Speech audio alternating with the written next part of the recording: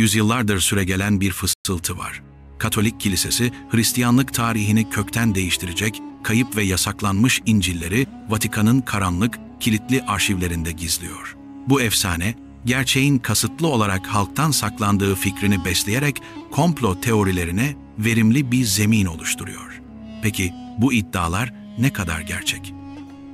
Gerçekten de İsa'nın hayatına dair Thomas İncil'i, Meryem İncil'i ya da Muhammed Peygamber'i müjdeleyen Barnabas İncil'i gibi metinler, Vatikan gizli arşivlerinin tozlu raflarında mı tutuluyor?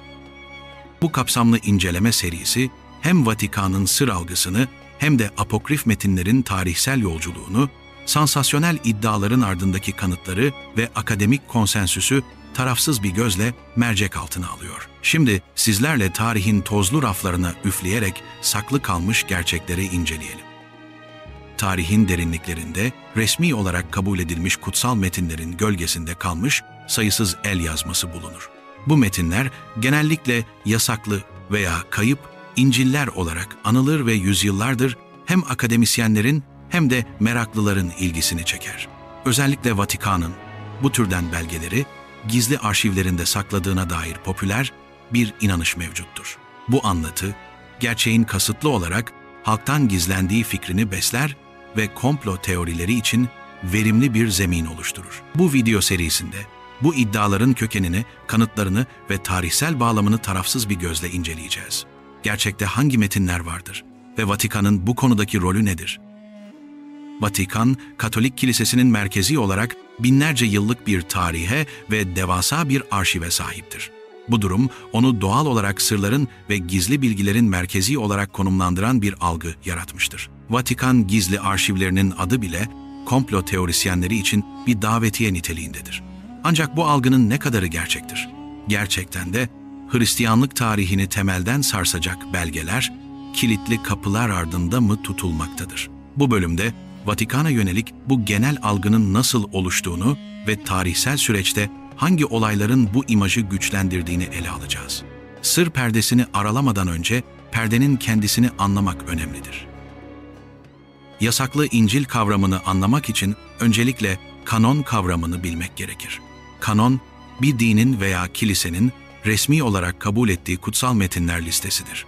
Hristiyanlıkta bu liste, Ahit-i Atik ve Ahit-i Cedid'i, yani Yeni Ahit'i içerir. Peki, ilk yüzyıllarda ortaya çıkan onlarca metinden hangilerinin Yeni Ahit'e dahil edileceğine nasıl karar verildi?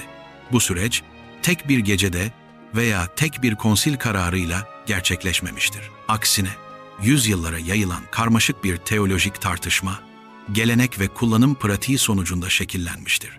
Bu bölümde, kanonizasyon sürecinin temel dinamiklerini ve kriterlerini inceleyeceğiz. Erken dönem kilise babaları bir metnin kutsal metinler listesine, yani kanona dahil edilmesi için belirli kriterler üzerinde durmuşlardır. Bu kriterlerden birincisi, metnin bir havari veya havarinin yakın bir öğrencisi tarafından yazılmış olmasıydı. Buna apostolik köken denir. İkinci kriter, metnin kilisenin temel inançlarıyla uyumlu olması, yani Ortodoksluk ilkesiydi. Üçüncü ve belki de en pratik kriter, metnin erken Hristiyan toplulukları arasında ne kadar yaygın olarak okunduğu ve kabul gördüğüydü. Bu üç temel süzgeç, zamanla hangi metinlerin güvenilir ve ilham edilmiş olarak kabul edileceğini, hangilerinin ise dışarıda bırakılacağını belirlemiştir. Popüler kültürde sıkça rastlanan bir yanılgı, günümüzdeki İncil'in milattan sonra 325 yılında toplanan 1. İznik Konsili'nde belirlendiğidir. Bu anlatıya göre, İmparator Konstantin'in emriyle toplanan piskoposlar, yüzlerce farklı İncil arasından siyasi ve teolojik çıkarlarına uygun olan 4'ünü seçmiş ve diğerlerini yaktırmıştır. Ancak tarihsel kayıtlar bu iddiayı desteklemez. İznik Konsili'nin ana gündemi, İsa'nın tanrısal doğası hakkındaki Ariusçu tartışmayı çözmekti. Kutsal metinlerin kanonunu belirlemek gibi bir gündemi olmamıştır. Kanon, daha sonraki yerel konsillerde ve kilise babalarının yazılarında yavaş yavaş şekillenmiştir. Kanon dışında kalan metinler genellikle apokrif olarak adlandırılır. Yunanca gizlenmiş veya saklı anlamına gelen bu kelime, başlangıçta derin ruhani anlamlar içerdiği için herkese açık olmayan metinleri tanımlamak için kullanılıyordu. Ancak zamanla kilise tarafından kanonik olarak kabul edilmeyen, yani doğruluğu ve apostolik kökeni şüpheli bulunan metinler için kullanılmaya başlandı. Bu metinler kilise tarafından tamamen reddedilip yok edilmemiştir. Birçoğu tarihsel ve kültürel değerleri nedeniyle okunmuş, ancak teolojik otorite olarak kabul edilmemiştir. Apokrif metinler arasında özel bir kategori de Gnostik İncil'lerdir. Gnostisizm, 2. ve 3. yüzyıllarda Hristiyanlıkla rekabet eden karmaşık bir felsefi ve dini akımdı. Gnostikler, kurtuluşun iman yoluyla değil, Gnosis adı verilen özel, gizli bir bilgi yoluyla geldiğine inanırlardı. Bu nedenle Gnostik İncil'ler genellikle İsa'yı halka açık basit öğretiler sunan bir vaizden çok, seçilmiş öğrencilerine evrenin sırlarını açıklayan gizemli bir öğretmen olarak tasvir eder. Bu metinler, kanonik İncil'lerdeki anlatıdan kökten farklı bir teoloji ve dünya görüşü sunar. En ünlü Gnostik metinlerden biri Thomas İncil'idir.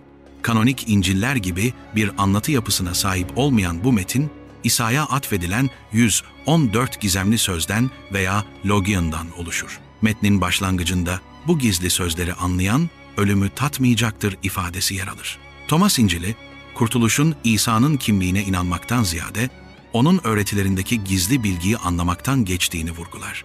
İçimizdeki Tanrı'nın krallığını bulma teması metnin merkezinde yer alır. Bu yaklaşım, ana akım Hristiyanlığın günah, kefaret ve diriliş teolojisinden önemli ölçüde ayrılır. 2000'li yılların başında büyük bir sansasyon yaratan Yahuda İncil'i, adından da anlaşılacağı gibi olayları hain olarak bilinen Yahuda İskaryot'un perspektifinden anlatır. Bu Gnostik metinde Yahuda bir hain değil, aksine İsa'nın en yakın ve en anlayışlı öğrencisidir. İsa, Yahuda'dan, ruhunun bedensel hapishanesinden kurtulabilmesi için kendisine ihanet etmesini ve Romalılara teslim etmesini bizzat ister. Bu anlatı, Yahuda'yı Hristiyan teolojisinin en kötü karakteri olmaktan çıkarıp trajik bir kahramana dönüştürür. Metin, Gnostik dualizmin tipik bir örneği olarak maddi dünyanın kötü, ruhsal dünyanın ise iyi olduğunu savunur. Meryem İncil'i adını Mecdelli Meryem'den alır ve onun erken Hristiyan topluluğundaki önemini vurgulayan nadir metinlerden biridir. Metnin günümüze ulaşan parçalarında Meryem'in diğer havarilerin bilmediği özel öğretileri İsa'dan aldığı ve bunları onlara aktardığı görülür. Ancak Petrus gibi bazı havariler İsa'nın bu tür derin bilgileri bir kadına açıklayacağına inanmakta zorlanır ve Meryem'e karşı çıkarlar. Bu metin, erken kilisedeki liderlik ve otorite mücadelelerine, özellikle de kadınların rolüne ilişkin önemli ipuçları sunması açısından tarihsel olarak değerlidir. Kanonik İncil'ler, İsa'nın doğumu ile yaklaşık 30 yaşlarında hizmetine başlaması arasındaki dönem hakkında çok az bilgi verir. Bu boşluğu doldurmak amacıyla çocukluk İncil'leri olarak bilinen bir dizi metin yazılmıştır.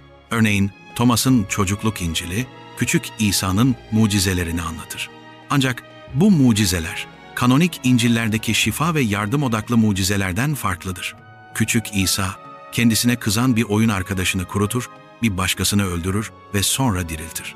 Bu metinler, ilahi güce sahip bir çocuğun bu gücü nasıl kontrol edeceğini öğrenme sürecini bazen kaprisli ve tehlikeli bir şekilde tasvir eder.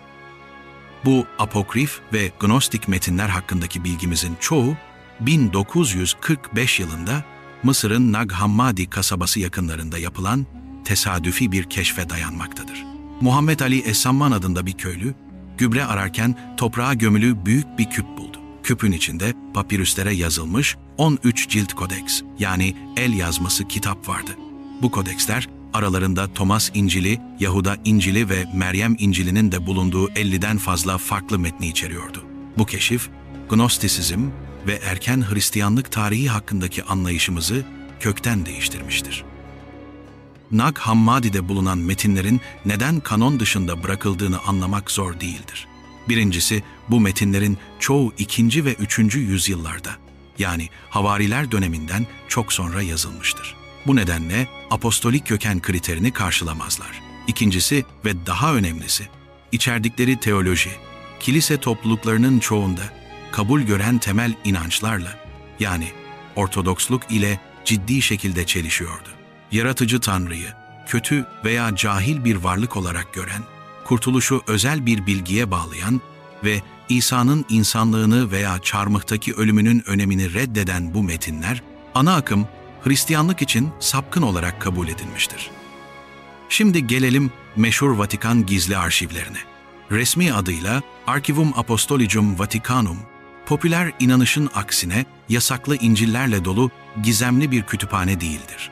Burası Vatikan Devleti'nin ve papalığın tarih boyunca ürettiği idari, diplomatik ve mali belgelerin saklandığı bir devlet arşividir. Papaların mektupları, krallarla yapılan yazışmalar, konsil kararları, aforoz belgeleri ve Engizisyon mahkemesi kayıtları gibi milyonlarca belge burada bulunur. Adındaki gizli kelimesi, Latince secretum kelimesinden gelir ve özel anlamına gelir. Yani halka açık olmayan, Papa'nın özel arşivi anlamındadır. Vatikan gizli arşivleri sanıldığı gibi tamamen kapalı bir yer değildir. 1881 yılından beri belirli kurallar çerçevesinde nitelikli araştırmacıların erişimine açıktır. Akademisyenler, belirli bir konu üzerinde çalıştıklarını kanıtlayarak ve gerekli izinleri alarak arşivde araştırma yapabilirler. Elbette belgelerin hassasiyeti ve korunması gerekliliği nedeniyle bazı kısıtlamalar vardır. Örneğin, genellikle son 75 yıla ait belgeler, kişisel gizliliği korumak amacıyla kapalı tutulur. Ancak arşivlerde çalışan yüzlerce araştırmacı sürekli olarak yeni çalışmalar yayınlamaktadır. Vatikan arşivlerinde çalışan tarihçiler ve araştırmacılar bugüne kadar Hristiyanlık tarihini yeniden yazacak nitelikte bilinmeyen veya yasaklı bir İncil bulmuş değillerdir. Arşivlerde Nag Hammadi'de bulunan Gnostik metinlerin veya diğer apokrif yazıların kopyaları bulunabilir. Ancak bunlar zaten bilinen, akademik dünyada incelenmiş metinlerdir. Vatikan'ın bu metinleri saklaması, onları gizlemek için değil, tarihsel belgeler olarak korumak içindir. Kütüphanesinde sapkın kabul edilen bir kitabın kopyasını bulundurmak, o kitabın içeriğini onaylamak anlamına gelmez. Tüm bu yasaklı İncil'ler tartışmasının merkezinde yer alan ve belki de en çok tartışma yaratan metin, Barnabas İncil'idir. Bu metin, diğer apokrif İncil'lerden farklı olarak İsa'nın ilahi olmadığını, sadece bir peygamber olduğunu ve kendisinden sonra Muhammed'in geleceğini müjdelediğini iddia eder.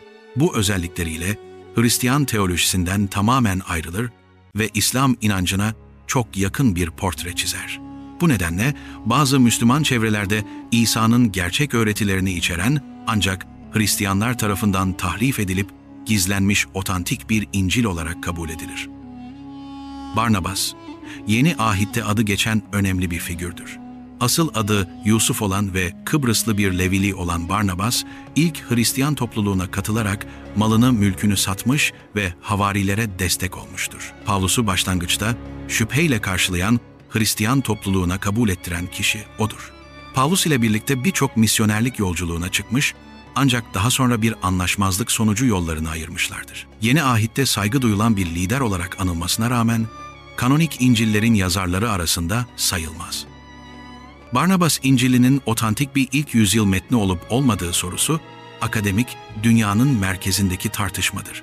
Metnin bilinen en eski kopyaları 16. yüzyıla aittir ve İtalyanca ile İspanyolca dillerindedir. Metnin kendisinden daha eski hiçbir tarihsel kaynakta, örneğin erken kilise babalarının yazılarında veya apokrif metin listelerinde Barnabas tarafından yazılmış böyle bir İncil'den bahsedilmez. Bu durum, akademisyenlerin büyük çoğunluğunu metnin erken Hristiyanlık dönemine ait olmadığı, aksine Orta Çağ'da veya Rönesans döneminde yazılmış bir pseudepigrapha, yani sahte bir atıf olduğu sonucuna götürmüştür.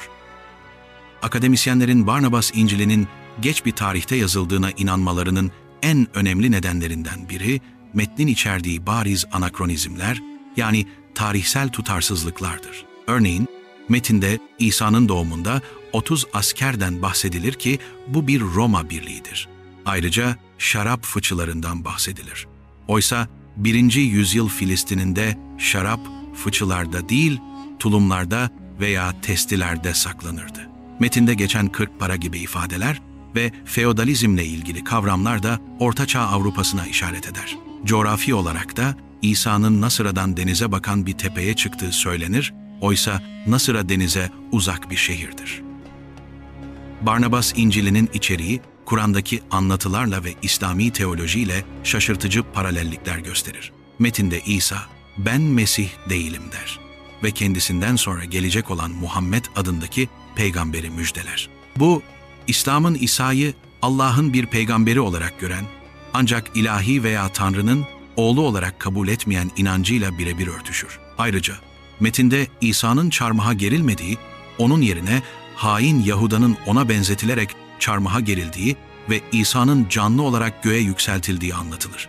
Bu da Kur'an'daki ilgili ayetlerle uyumludur. Bu tarihsel, coğrafi ve teolojik kanıtlar ışığında Hristiyan ve Batılı akademisyenlerin neredeyse tamamı, Barnabas İncili'nin 14. ile 16. yüzyıllar arasında muhtemelen İspanya'da yazılmış bir metin olduğu konusunda hemfikirdir. Metnin yazarının Hristiyanlıktan İslam'a geçmiş ve her iki dinin kutsal metinlerine de hakim olan bir Morisco, yani zorla Hristiyanlaştırılmış bir Müslüman olabileceği düşünülmektedir. Yazarın amacı, Hristiyan argümanlarına İslami bir perspektiften cevap vermek ve İsa'nın öğretilerinin aslında İslam ile uyumlu olduğunu göstermek olabilir. 2012 yılında Türk medyasında büyük bir heyecan yaratan bir haber ortaya çıktı. Ankara'da bir operasyonla ele geçirilen ve Süryanice yazıldığı iddia edilen deri üzerine işlenmiş bir kitabın 1500 yıllık otantik Barnabas İncili olduğu öne sürüldü. Bu iddia, metnin gerçekliğine inananlar için büyük bir kanıt olarak sunuldu. Kitabın Vatikan'ı ve Hristiyan dünyasını sarsacağı yönünde manşetler atıldı. Ancak bu iddiada ciddi sorunlar barındırıyordu. Ankara Etnografya Müzesi'ne teslim edilen bu kitap üzerinde yapılan ilk incelemeler iddiaların şüpheli olduğunu gösterdi. Öncelikle metnin yazıldığı dilin Süryanice'nin modern bir lehçesi olan Aramais olduğu ve yazım stilinin de modern olduğu belirtildi. Kitabın cildinde ve sayfa kenarlarındaki süslemeler tarihsel olarak tutarsızdı. En önemlisi, kitabın son sayfasında metnin Asurlu rahipler tarafından Ninova'daki manastırlarında Rabbimizin 2000. yılında yazıldığına dair bir not bulunuyordu. Bu, kitabın 2000 yılında yazılmış, modern bir kopya veya sahtekarlık olduğunu açıkça ortaya koyuyordu. Ankara'daki metin olayı, Barnabas İncili etrafındaki tartışmanın ne kadar kolay bir şekilde sansasyonel bir hal alabildiğini göstermektedir. Bilimsel ve tarihsel kanıtlar göz ardı edilerek, doğrulanmamış iddialar kesin gerçekler gibi sunulmuştur. Bu durum, kamuoyunda yanlış bir algının oluşmasına ve komplo teorilerinin daha da güçlenmesine neden olmuştur. Bir metnin değerini ve gerçekliğini belirleyen şey, onun hakkındaki heyecan verici iddialar değil, metin eleştirisi, tarihsel analiz ve arkeolojik kanıtlar gibi bilimsel yöntemlerdir. Tüm bu akademik tartışmalara rağmen, Barnabas İncili, özellikle bazı Müslüman topluluklar arasında popülerliğini korumaktadır. İnternet sitelerinde, kitaplarda ve belgesellerde sıkça Hristiyanlığın gizlediği gerçek İncil olarak sunulur. Bu durum, dinler arası diyalogda zaman zaman gerilimlere neden olabilmektedir. Metnin tarihsel bir belgeden çok, belirli bir teolojik ve polemiksel amaca hizmet eden bir araç olarak kullanıldığı görülmektedir. Bu nedenle metni incelerken onun tarihsel bağlamını ve yazılış amacını göz önünde bulundurmak kritik öneme sahiptir. Hristiyan inancının mutlak merkezinde İsa'nın çarmıha gerilmesi ve 3. günde ölümden dirilmesi yer alır. 4 kanonik İncil de bu olayı farklı detaylarla ama özünde aynı şekilde anlatır. Bu inanca göre İsa, insanlığın günahlarına kefaret olmak için gönüllü olarak kendini feda etmiştir. Çarmıh bir yenilgi değil, Tanrı'nın sevgisinin ve kurtuluş planının en büyük zaferidir. Diriliş ise ölüm üzerindeki nihai zaferi ve inananlar için sonsuz yaşam vaadini simgeler. Bu nedenle çarmıhın reddedilmesi Hristiyanlığın temelini ortadan kaldırmak anlamına gelir. Barnabas İncili ise bu temel inancı tamamen reddeder. Metne göre askerler İsa'yı yakalamaya geldiğinde Tanrı onu melekler aracılığıyla göğe yükseltir. Askerler ve Yahuda İskaryot eve girdiklerinde Tanrı'nın bir mucizesiyle Yahuda'nın yüzü ve sesi İsa'nınkine dönüşür. Askerler Yahuda'yı İsa sanarak yakalar ve tüm itirazlarına rağmen onu çarmıha gererler. Böylece çarmıhta ölen kişi İsa değil, hain Yahuda olur. Bu anlatı İsa gibi bir peygamberin bu şekilde utanç verici bir ölüme maruz kalmasının imkansız olduğu yönündeki İslami teolojik görüşü yansıtır. Barnabas, İncil'inin en dikkat çekici iddialarından biri, İsa'nın defalarca kendisinden sonra gelecek olan ve adı Muhammed olan bir peygamberi müjdelemesidir. Metnin birçok bölümünde İsa, kendisinin sadece o büyük peygamberin yolunu hazırlamak için geldiğini söyler. Bu, Müslümanların Kur'an'daki geçmiş peygamberlerin Muhammed'in gelişini müjdelediği yönündeki inancını doğrudan destekler niteliktedir. Ancak Hristiyan akademisyenler bu bölümlerin metnin geç bir tarihte yazıldığının ve İslami etki altında kaleme alındığının en bariz kanıtı olduğunu savunurlar.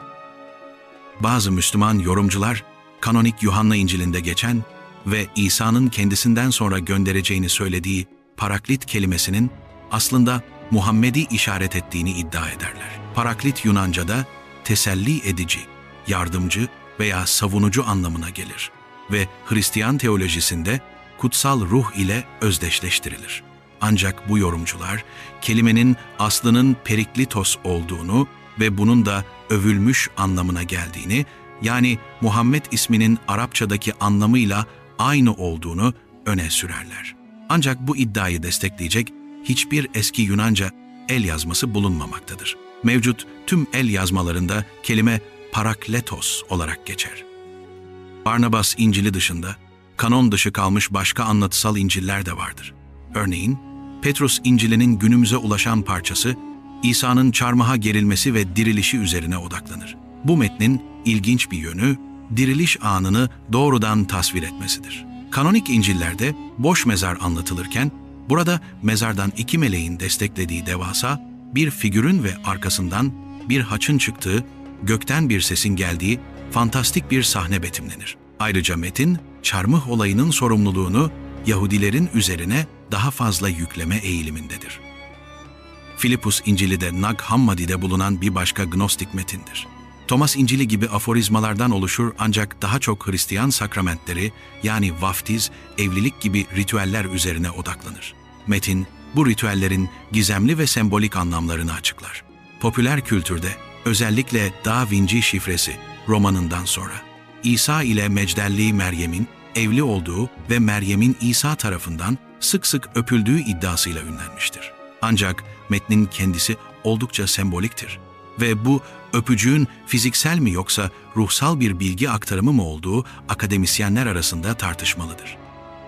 Adı erken kilise babaları tarafından anılan ancak metni büyük ölçüde kaybolmuş olan Mısırlıların İncil'i radikal bir çileciliği savunan bir metin olarak bilinir. Metinden yapılan alıntılara göre bu İncil evliliği ve cinsel birleşmeyi reddeder. Kurtuluşun kadın ve erkek arasındaki ayrımı ortadan kaldırmaktan ve bedensel arzulardan tamamen arınmaktan geçtiğini savunur. Bu tür aşırı çileci görüşler, evliliği ve aileyi kutsal sayan ana akım kilise tarafından reddedilmiştir.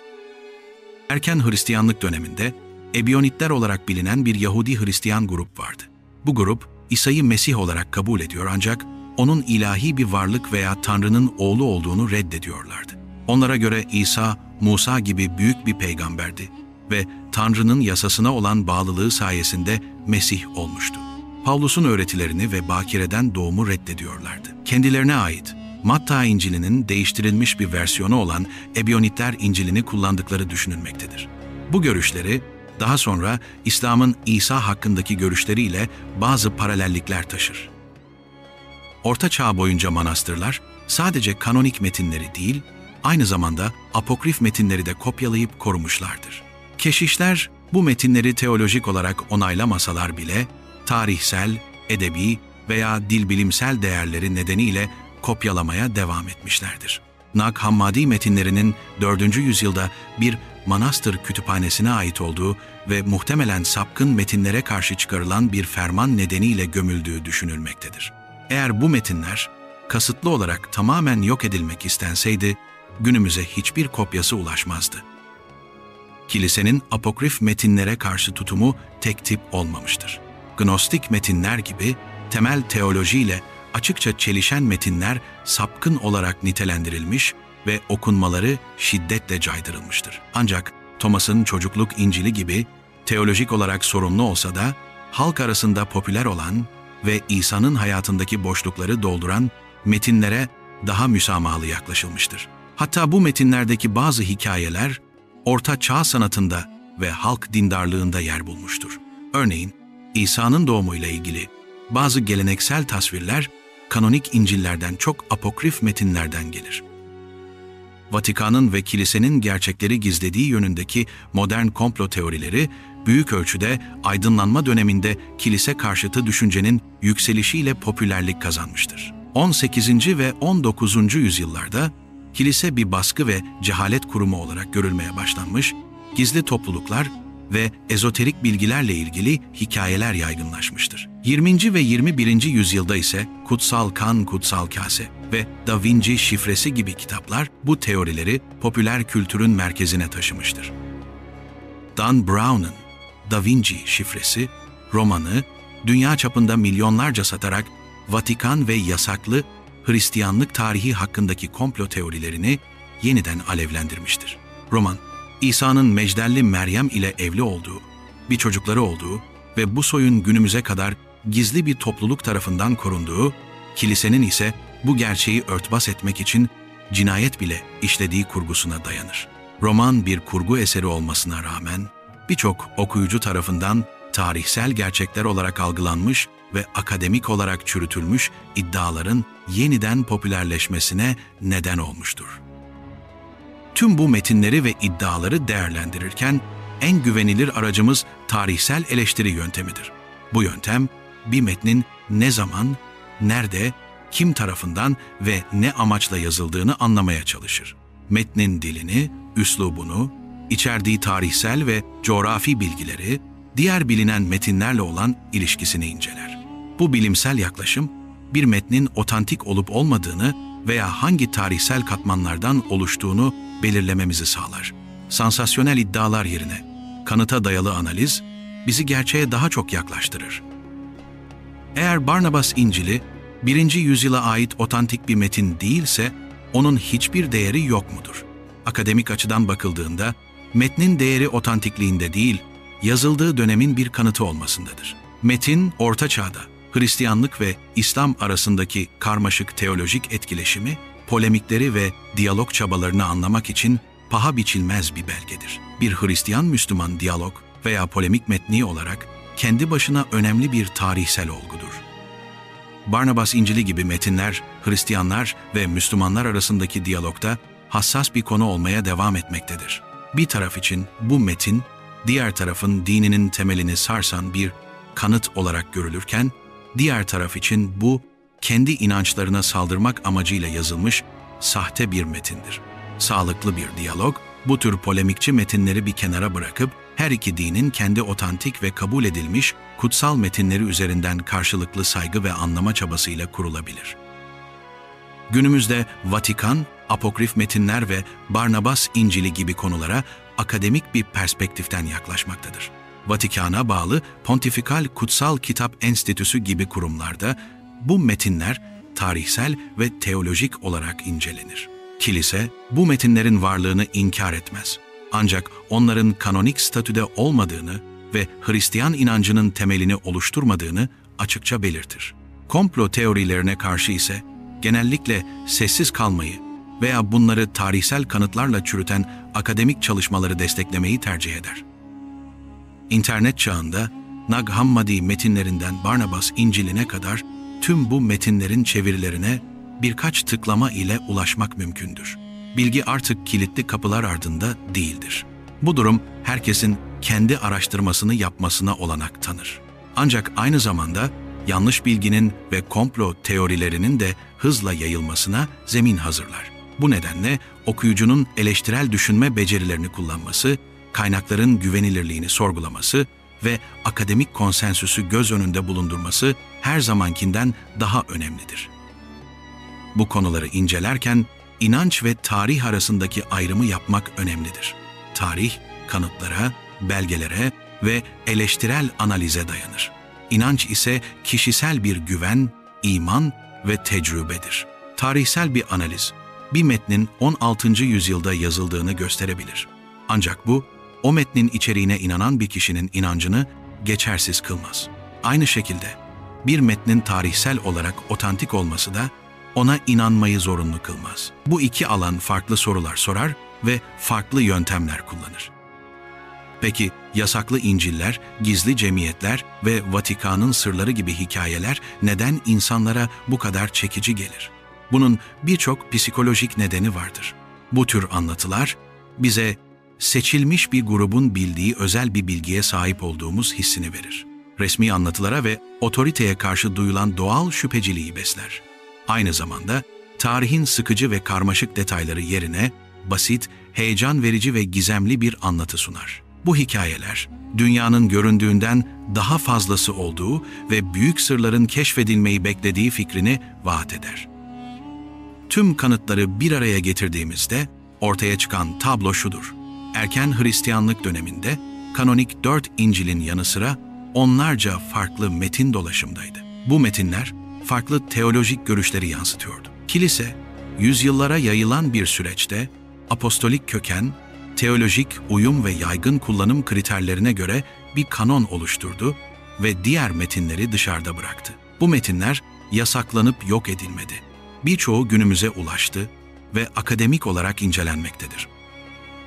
Vatikan'ın Hristiyanlık tarihini değiştirecek nitelikte bilinmeyen otantik bir İncil'i gizlediğine dair hiçbir somut kanıt bulunmamaktadır. Vatikan gizli arşivleri, bir sır deposu değil, bir devlet arşividir ve nitelikli araştırmacılara açıktır. Kilisenin Gnostik ve diğer apokrif metinleri teolojik olarak reddetmesi, onları fiziksel olarak gizlediği anlamına gelmez. Bu algı, büyük ölçüde tarihsel yanlış anlamalara ve modern komplo teorilerine dayanmaktadır.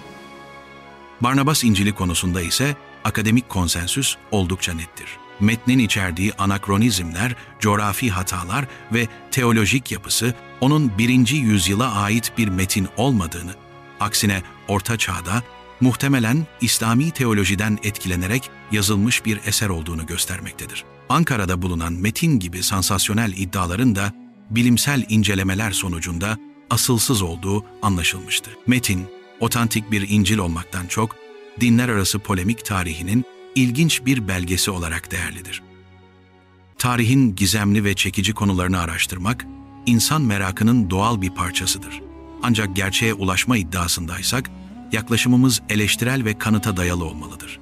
Duygusal çekiciliği olan veya ön yargılarımızı doğrulayan iddialara şüpheyle yaklaşmak, kaynakları kontrol etmek ve uzmanların görüşlerini dikkate almak, bizi komplo teorilerinin basit cevaplarından daha tatmin edici ve doğru sonuçlara götürecektir. Tarih, nadiren basit ve siyah beyazdır. Genellikle karmaşık, çok katmanlı ve gri tonlarla doludur.